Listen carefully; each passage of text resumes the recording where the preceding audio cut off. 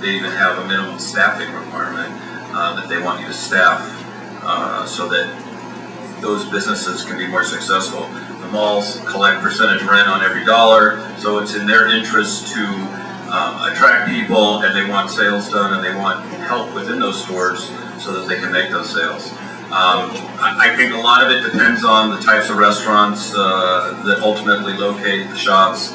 I think you could look toward the new Topanga Plaza expansion, which was rather aggressive, including an even Marcus and such, but there's a lot of holes starting to open up there, and they may be thinking twice about how large and how far they want to take it, because there's only so many retail dollars at the end of the day. But with regard to Ventura Boulevard, you know, I think we all want to be in and out. We want to pass, you know, quickly. There's shops that clearly can't locate in the mall. The mall won't accept those types of retailers. So Ventura Boulevard is always going to be the golden stretch and survive throughout.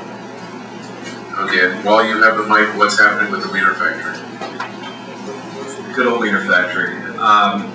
I actually thought that you guys might be interested, or most interested in that. I spoke with Kevin, and Kevin's actually getting a little restless. He had thought that I kind of predicted the climate and food costs, and he was getting a little burned out. Clearly, I'm sure all of you have read that Pinkberry was supposed to go there and ultimately didn't go there, and the landlord had evicted him. But nonetheless, Kevin is been doing a lot of scuba diving and enjoying kind of a break in the action from his 7-day business. And we actually had a conversation, and when he first was going out, I had shown him a number of sites, and he was fussy and had his parameters, etc. But now he is actually getting restless, and long story short, we're starting to look for sites, and I would expect, depending on the economy, Kevin's going to be probably back in my prediction the next 6, maybe 8 months. Okay, and this question is from Faylene Polkoff. I hope I didn't clear your name too bad. She asked for Jay, how do we deal with the young families who are able to buy right now in this area, but because of the problem with the public schools, especially Van Nuys Middle School and Van Nuys High School, don't necessarily want to buy?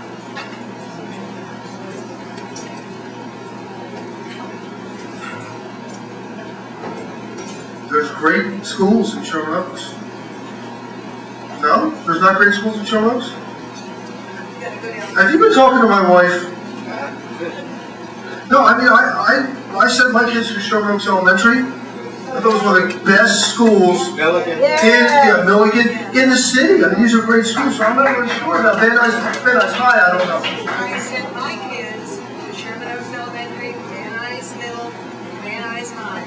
That was 30 years ago. Right. Okay, now I have a grandchild. They're going to have to go to private schools. You know, I think it's every homeowner's and parent in the community's job to get involved in their school.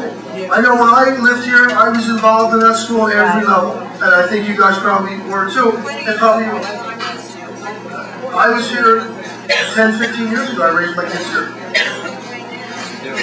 So let me ask not to chip in on this. You know, Sherman Oaks is blessed in a couple of ways. Sherman Oaks has some fantastic elementary schools. There's actually some top-rated elementary schools. There's 5 public elementary schools in Sherman Oaks, and they all rate top. Milligan Middle School, Dr. Isaacs brought that school. It's the top-performing middle school in the area.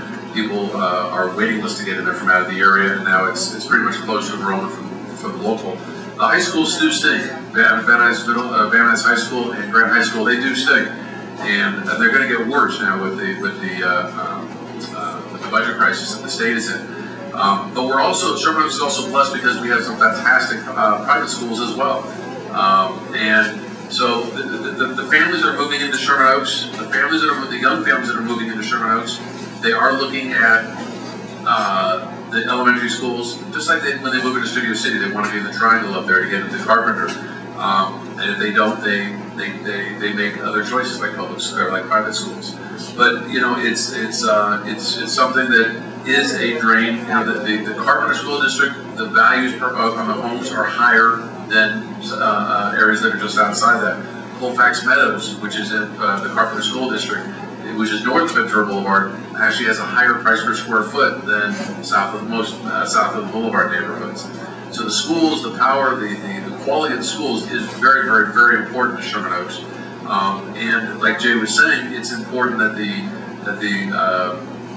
parents stay involved, which a lot of those public schools they do, the elementary schools especially, and they stay involved when they start getting up. Looks like we're losing the crowd here. Are there? She has a question. She can address that. So you two talk outside. Anybody else have one other question? Yes. We'll take one more question, and Richard's going to grab the mic.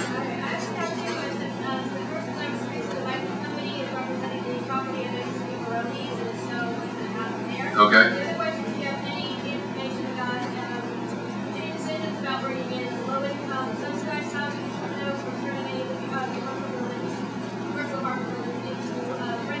Okay. So I'll rephrase your question so that everybody can hear. The first question I'll address to Ray, which is there any proposals for any of the apartment buildings in Sherman Oaks to be made into low-income affordable housing? And then the other question that she asked was what's happening with the old Baroni site that's been torn down, and I'll let Dean address that. But first, Ray, on affordable housing. As far as new developments, I'm not aware of any right now. I know that, you know, basically all Sherman Oaks falls under rent control, just like the rest of LA County.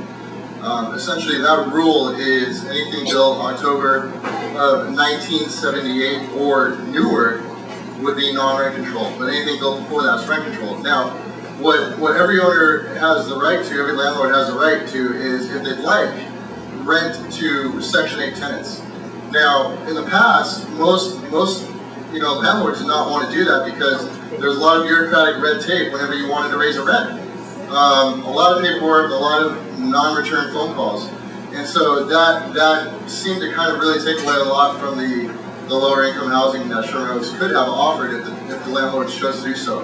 Now, what I am seeing and what a lot of landlords that own in Sherman Oaks are telling me is they're saying, you know, Ray, actually with what's happening, you know, in the market and the rents coming down, I'm actually getting some of my best rents from Section 8. Section 8 is actually still pretty well financed, and they're actually a lot more cooperative than they were before because, you know, all the red tape they set up before came back to bite them, and they couldn't place any tenants. So it's actually a safe bet. If you're a landowner, I mean, and you open up your building in Section 8, you're going to get 100 applicants, and you're going to get to choose the cream, you know, your favorite tenant out of those applicants. So I think that's, you know, if you're looking to be stable and to get that constant check. I mean, does everybody know what Section 8 is? How that works? Well, basically, the way it works is that Section 8 will issue you directly as a landlord, a check for part of the amount, and then the tenant has to come out with the difference. And they work that out, you know, depending on what the income of the tenant is. So, you know, right now landlords are opting for that because they say, hey, this is going to be consistent.